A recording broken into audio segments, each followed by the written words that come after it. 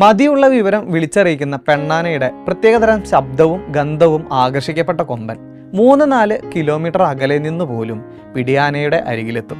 അവിടുന്ന് ഒരാഴ്ചയോളം കൊമ്പൻ ഈ പെണ്ണാനയുടെ കൂട്ടത്തിൽ കൂടെ ഉണ്ടാവും.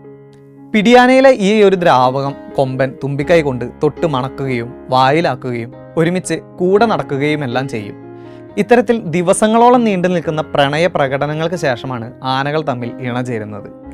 അതിനുശേഷം അധികം വൈകാതെ തന്നെ കൊമ്പൻ ആ കൂട്ടം വിട്ടു പോവുകയും ചെയ്യും. ഇനി എന്താണ് ആനകളിലുണ്ടാവുന്ന മദപ്പാട്? പ്രായപൂർത്തിയായ ആനകൾക്കുണ്ടാവുന്ന ഒരു തരം ഉന്മാദാവസ്ഥയാണ് മദം.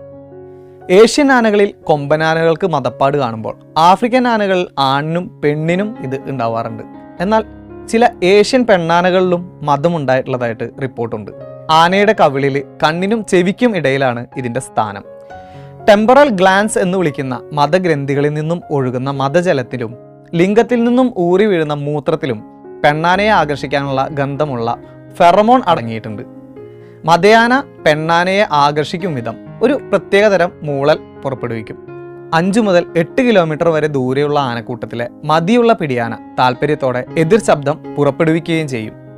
ഈ സമയത്ത് കമ്പാരിറ്റീവ്ലി ആണാനകൾക്ക് ലൈംഗിക വികാരവും ശക്തിയും ശൗര്യവും കൂടുതലായിരിക്കും. അതുപോലെ തന്നെ ഈ സമയത്ത് അവർ കൂടുതൽ അപകടകാരികളാവുകയും ചെയ്യും.